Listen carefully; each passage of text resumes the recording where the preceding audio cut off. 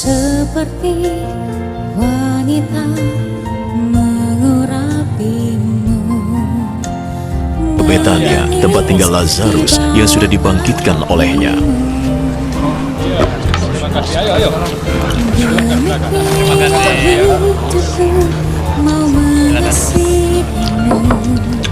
Di sana Yesus dijamu oleh mereka dan Marta melayaninya. Lazarus dan para tamu duduk makan bersama-sama dengan Yesus.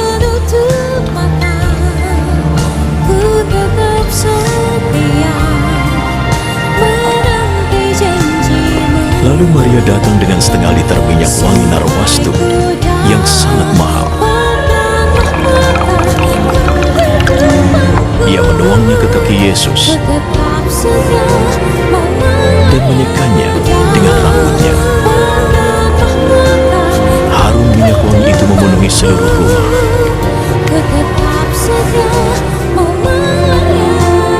Salah satu murid Yesus, Yudas Iskariot, Tanya Simon, ada yang hendak kukatakan kepadamu. Sahut Simon, katakanlah guru. Ada dua orang yang berhutang kepada seorang pelepas uang. Yang seorang berhutang 500 dinar, yang lain 50 dinar. Karena mereka tidak sanggup membayar, maka ia menghapuskan hutang kedua orang itu. Siapakah di antara mereka yang terlebih mengasihi dia? Jawab Simon, aku kira dia yang paling banyak dihapuskan hutangnya. Kata Yesus kepadanya, betul pendapatmu itu. Dan sambil berpaling kepada perempuan itu, ia berkata kepada Simon, engkau lihat perempuan ini. Aku masuk ke rumahmu, namun engkau tidak memberikan aku air dan membasuh kakiku. Tetapi dia membasahi kakiku dengan air mata dan menyekanya dengan rambutnya. Engkau tidak mencium aku, tetapi sejak aku masuk, ia tiada henti-hentinya mencium kakiku. Engkau tidak meminyaki kepalaku dengan minyak, tetapi dia meminyaki kakiku dengan minyak wangi. Sebab itu aku berkata kepadamu, dosanya yang banyak itu telah diampuni, sebab ia telah berbuat kasih. Tetapi orang yang sedikit diampuni, sedikit juga ia berbuat kasih. Lalu ia berkata kepada perempuan itu, dosamu telah diampuni. Dan mereka yang duduk makan bersama dia berpikir dalam hati mereka, siapakah ia ini sehingga ia dapat mengampuni dosa? Tetapi Yesus berkata kepada perempuan itu, imanmu telah menyelamatkan engkau, pergilah dengan selamat. Ya. Jadi dari bacaan ini kita lihat ada seorang perempuan berdosa masuk dan mengurapi kaki Yesus, meminyaki kakinya dengan minyak yang sangat mahal. Nah, kalau di kitab lain dijelaskan Yudas yang menegur dia, bukankah ini pemborosan gitu kan? Karena dia memakai minyak wangi yang sangat mahal. Bukan perbuatan perempuan ini justru menunjukkan kasih yang lebih besar. Makanya ketika ada seorang yang berkata, tidak tahukah ia bahwa ia orang berdosa, ya kan? Jadi Tuhan Yesus berpaling kepada Simon, aku akan mengatakan sesuatu kepadamu, ya, akan mengatakan sesuatu kepadamu. Kira-kira kalau ada dua orang yang berhutang sangat banyak, ya, hutangnya sangat banyak, yang dikatakan di sini ayat 41, ada dua orang yang berhutang kepada seorang pelepas uang, yang seorang berhutang 500 dinar, ini begitu banyak ya. Terus yang lain 50 dinar, karena mereka tidak sanggup membayar, maka ia menghapuskan hutang kedua orang itu. Siapakah di antara mereka yang lebih mengasihi dia? Nah, jawab Simon, tentunya yang paling banyak dihapuskan hutangnya. Nah, ini jadi di dalam kebenaran itu ada dua macam. Ada kebenaran secara jasmani, maksudnya secara nyata ya, kebenaran menurut pandangan orang, ada kebenaran menurut pendapatnya orang ya, secara hukum, secara apa, pokoknya pendapat orang. Tetapi ada kebenaran secara roh ya, ada kebenaran dalam roh. Kalau kebenaran secara pandangan manusia ya, ini apa yang dilihat oleh manusia. Tetapi yang di dalam roh ini beda. Jadi seperti yang Paulus katakan, mereka berkumpul kepada murid-murid ya, bareng-bareng murid-murid. Terus dia berkata seperti ini, di antara mereka ini akulah orang yang paling berdosa. Nah, karena apa? Karena Paulus merasa yang paling berdosa. Dan kalau kita lihat di sejarahnya, di kisah para rasul, yang banyak menulis Alkitab ini justru si Paulus ya. Karena apa? Karena dia sudah merasa paling banyak diampuni dosanya ya. Nah ini, jadi untuk kita memang harus belajar untuk memiliki kerendahan hati seperti ini, seperti perempuan ini ya, seperti perempuan ini yang bukan mengurapi kepala tapi justru mengurapi kakinya. Makanya ini coba teguran Tuhan Yesus kepada ahli Taurat ya, ayat 44. Dan sambil berpaling kepada perempuan itu, ia berkata kepada Simon, engkau lihat perempuan ini, aku masuk ke rumahmu, engkau tidak memberikan aku air dan membasuh kakiku, tetapi dia membasahi kakiku dengan air mata dan menyekannya dengan rambutnya. Orang yang sampai menangis di kakinya ini merasa bahwa dirinya sangat berdosa, sangat tidak layak di hadapan Tuhan. Nah, jadi ketika orang merasa diampuni dosanya, itu akan merasa hancur hati. Nah ya, jadi ada sukacita, tapi sukacita yang sangat dalam, sehingga tidak bisa berkata-kata lagi. Yang bisa banyak berkata-kata cuma cucuran air mata.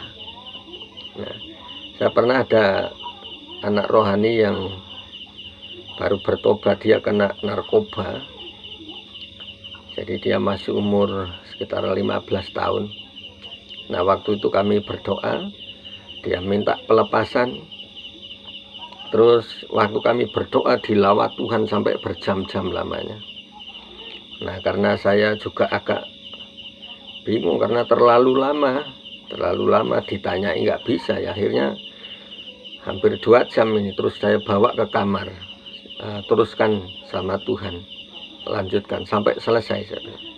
Karena Tuhan masih belum selesai kepadamu. Akhirnya dia berdoa terus menangis sampai berapa jam saya tidak tahu. Nah, paginya saya datang ke rumahnya, terus saya tanya, namanya Jevin, apa yang terjadi tadi malam? Nah, saya dibawa gini Pak, ketika kita berdoa, yang kelihatan bukan lagi Pak Nano sama Ibu, tetapi ada 2 orang yang bajunya bersinar. Jadi saya yakin itu malaikat Tuhan yang menuntun saya. Jadi ada 2 orang, yang satu nuntun tangan kiri, tangan kanan. Nah, terus dibawa ke satu tempat, ke kerajaan, sebuah kerajaan. Terus sampai dia tanya, Tuhan, aku ini ada di mana? Ini ada orang di depan yang berjubah putih bersinar itu. Terus ketika dia masuk ke dalam, dia tanya, Tuhan, aku dibawa kemana? Aku ini ada di mana? Nah, yang di depan ini berkata, engkau ada di dalam kerajaanku. Nah, dia menangis karena dia merasa sangat berdosa, tetapi dibawa ke tempat yang kudus. Nah, akhirnya orang yang di depan, kita yakin bahwa itu adalah Tuhan Yesus yang menampakkan diri kepadanya. Dia berkata seperti ini, jangan menangis anakku, karena aku sudah mengampuni dosamu. Nah, jangan menangis karena aku sudah mengampuni dosamu. Nah, ini jadi perempuan ini juga mengalami hal yang sama. Jadi ketika kita doa dan masuk dalam hadirat Tuhan, dan kadang-kadang sampai menangis, itu berarti kita merasa kita ini orang berdosa, kita tidak layak, kita tidak akan tahan berdiri di hadapannya. Ya, ini ya. Nah, engkau tidak mencium kakiku, tetapi aku masuk. Ia tiada henti-henti mencium kakiku. Artinya merendahkan diri karena merasa dia orang berdosa. Nah, engkau tidak meminyaki kepalaku dengan minyak, tetapi dia meminyaki kakiku dengan minyak wangi. Ya. Nah, sebab itu aku berkata kepadamu, dosanya yang banyak itu telah diampuni, sebab ia telah banyak berbuat kasih. Tetapi orang yang sedikit diampuni, sedikit juga ia berbuat kasih. Nah, ini. Jadi kita perlu belajar ini. Kenapa yang jadi sasaran kok kakinya itu? Ya. Nah, ini ada hal-hal yang penting di sini. Ya. Matius 15 ayat 30 katakan seperti ini. Kemudian orang banyak berbondong-bondong datang kepadanya, membawa orang lumpuh, orang timpang, orang buta, orang bisu, dan banyak lagi yang lain. Ini perhatikan. Lalu meletakkan mereka pada kaki Yesus. Nah, meletakkan pada kaki Yesus, dan ia menyembuhkan mereka semua. Amin. Jadi kenapa yang diurapi juga kaki? Terus dia membasuh, perempuan ini membasuh kakinya dengan air matanya. Nah, ternyata di sini ada sesuatu yang luar biasa, ada rahasia yang luar biasa di sini, yaitu Matius 15 ayat 30. Kemudian orang banyak berbondong-bondong membawa banyak orang sakit, ya, membawa orang lumpuh, orang timpang, orang buta, orang bisu, dan banyak lagi yang lain, meletakkan mereka pada kaki Yesus. Ini perhatikan, meletakkan pada kaki Yesus. Dan ia, yaitu Yesus, menyembuhkan mereka semua, menyembuhkan mereka semua yang mau menaruh di bawah kaki Yesus.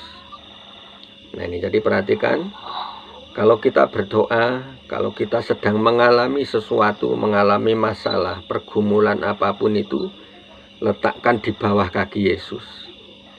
Ya, letakkan di bawah kaki Yesus. Di sini dikatakan ia menyembuhkan mereka semua, artinya menyelesaikan setiap masalah yang ada di situ. Ya, perhatikan, semuanya alami kuasa Tuhan, kuasa untuk pelepasan, kuasa kesembuhan. Ketika kita masuk dalam hadirat Tuhan. Nah, ketika masuk dalam hadirat Tuhan, bayangkan ketika kita masuk dan mendapati Yesus, kita ada di bawah kakinya, kita tersungkur di bawah kakinya. Nah, maka Tuhan akan sembuhkan, Tuhan akan lakukan kuasanya, mujizatnya. Ya. Nah, ayat 31-nya dikatakan, maka takjublah orang banyak itu melihat orang bisu berkata-kata. Nah, jadi setelah meletakkan di bawah kaki Yesus, disembuhkannya, ayat 31, maka takjublah orang banyak itu, ya, melihat orang bisu berkata-kata, langsung bisa bicara yang bisu. Orang timpang sembuh, orang timpang yang kalau di KKR itu pernah ada yang kakinya panjang sebelah. Nah, panjang sebelah, ketika didoakan ini bisa langsung, ini yang apakah setelah zaman Yesus masih ada? Ternyata masih ada. Nah, di situ orang timpang ini ketika didoakan ini bisa tumbuh, kakinya bisa tumbuh, bisa akhirnya sama. Nah, jadi di sini dikatakan orang timpang sembuh, orang lumpuh berjalan, orang buta melihat, dan mereka memuliakan Allah Israel. Ini endingnya, ini poinnya yang terpenting dalam hidup kita. Nah, jadi kuasa dan mujizat ini memang bukan untuk sok-sokan, bukan gaya-gayaan, tetapi pada intinya adalah untuk memuliakan Tuhan. Ya, memuliakan Tuhan. Itu pentingnya, ya.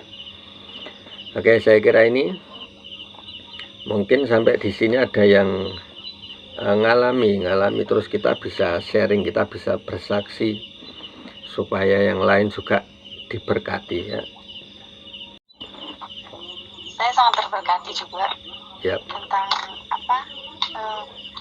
wanita yang mengurapi kaki Tuhan, Nah, meminyaki kaki Tuhan. letakkan semua masalah kita di bawah kaki Tuhan, kita menangisnya di bawah kaki Tuhan ya, di bawah kaki Yesus.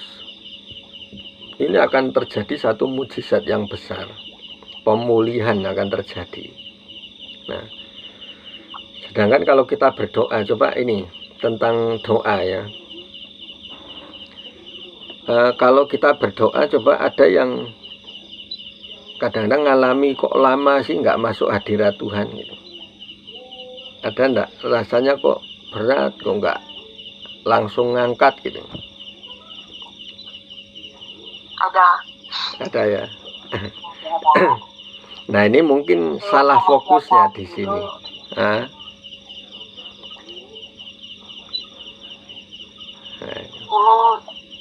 Yang satu, yang 4, yang 5 itu kan saya ya. selalu menara doa sendiri.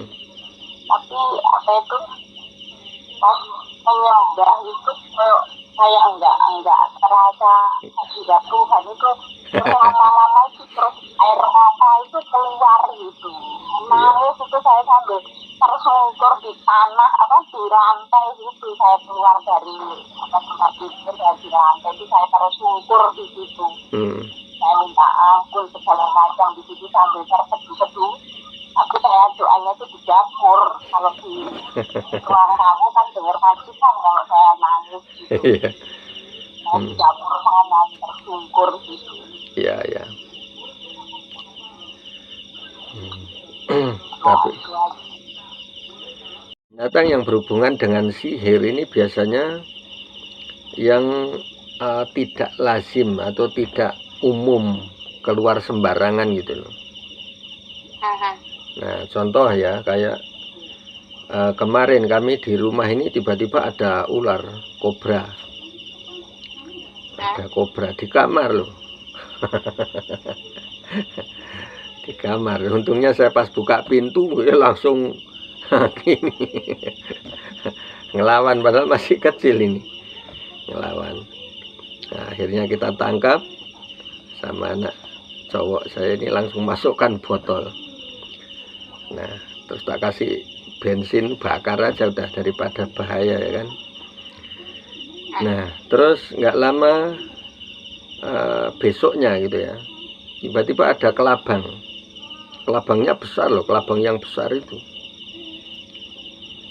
Nah, jadi binatangnya ini yang ya itu tadi ular ini jelas, terus kelabang, terus laba-laba, tapi laba-laba yang besar, apa namanya, tarantula ya.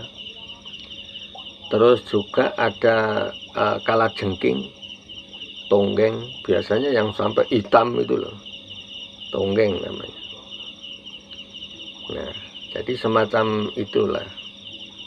Jadi kalau yang enggak terlalu, maksudnya enggak ada hubungannya dengan sihir ya kita nyantai aja, seperti kecoa kayak apa ya, semprot aja mati sudah, itu cuma hama biasa gitu kan. Tapi kadang-kadang kelelawar juga bisa masuk, itu kelelawar bisa dipakai juga gitu ya. Yang binatang terbang-terbang bisa juga dipakai. Itu makanya kita ya jangan terlalu dipusingin juga. Bahkan kalaupun ini benar-benar sihir gitu ya, benar-benar sihir yang dikirim, ini jangan terlalu panik gitu, jangan terlalu dipikirin seakan-akan kita nggak percaya. Itu bukan, itu aja. Karena semakin diyakini itu yang terjadi gitu, ya kan. Nah, seperti corona ini kan kita lihat aja cara dia ketakutan, imun tubuh pun turun gitu. Itu. Ya kan? Nah, ini soal iman kan juga gitu. Kalau pikiran kita sudah terpengaruh, imannya pasti turun ini. Pasti ngedrop. ya kan, apalagi sudah ketakutan itu bisa ngedrop itu. Jadi ini yang penting ya, pokoknya kita harus lebih yakin yang ada pada kita lebih besar. Roh yang diam di dalam dirimu lebih besar daripada roh dunia ini, harus diyakini. Roma 16 ayat 20 begini, semoga Allah sumber damai sejahtera segera akan menghancurkan iblis di bawah kakimu. Wah, hebat kan? Iblis akan hancur di bawah kakimu. Nah, ini ya. Jadi kasih karunia Yesus Tuhan kita menyertai kamu. Nah, jadi kita harus percaya kuasa iblis akan hancur di bawah kaki kita, karena seperti yang dikatakan di Kejadian, kitab Kejadian, ketika Tuhan menciptakan manusia, terus Tuhan berfirman seperti ini, akan ada perseteruan, ada permusuhan antara engkau dengan keturunannya, yaitu keturunan manusia dan keturunan ular, ya kan? Manusia akan menginjak, akan meremukkan kepalamu. Nah, ini memang untuk menaklukkan kuasa iblis, taklukkan di bawah kaki. Nah, ini makanya kita perlu tahu. Nah, terus ada firman Tuhan juga yang mengatakan, ini Paulus yang berkata, hanya di dalam nama Yesus bertekuk lututlah segala kuasa yang ada di langit, di bawah, di atas bumi, dan di bawah bumi. Hanya di dalam nama Yesus bertekuk lututlah. Nah, ini untuk takluk di bawah kakinya, gitu ya. Ini makanya tentang kaki ini, meminyaki kaki Tuhan ini bukan sembarangan, ternyata ada maksudnya, ada pengajarannya, jadi ada pesannya, gitu ya. Nah, ini jadi kita sudah tahu semua. Oke, mungkin ada yang lain lagi, apalagi yang perlu ditanya atau ini. Apapun yang sedang kita alami, entah itu sakit, entah itu mengalami pergumulan yang berat, taklukkan di bawah kaki Yesus, serahkan di bawah kakinya. Nah, maka kelepasan akan terjadi. Nah, ya. Terus juga untuk hal berdoa, jangan sampai salah fokusnya, jangan terlalu fokus ke masalahnya, tetapi kita fokus ke Tuhannya yang lebih besar. Amin. Jadi biar nanti kesembuhan benar-benar terjadi, pelepasan terjadi, pergumulan yang kita hadapi akan terjawab oleh Tuhan, gitu ya. Oke, jadi kita akan berdoa sama-sama.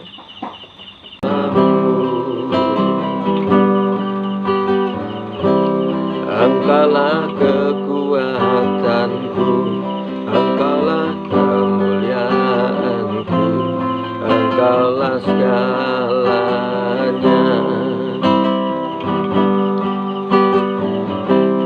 Engkau bermata yang indah, takkan pernah ku lepaskan.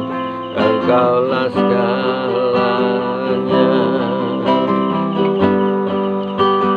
Yesus, domba Allah, mulia namamu. Yesus, domba Allah, mulia namamu. Terus masuk dalam hadiratnya, rasakan kasih dan pengurapannya saat ini. Oh, Yesus, domba Allah, mulia namamu.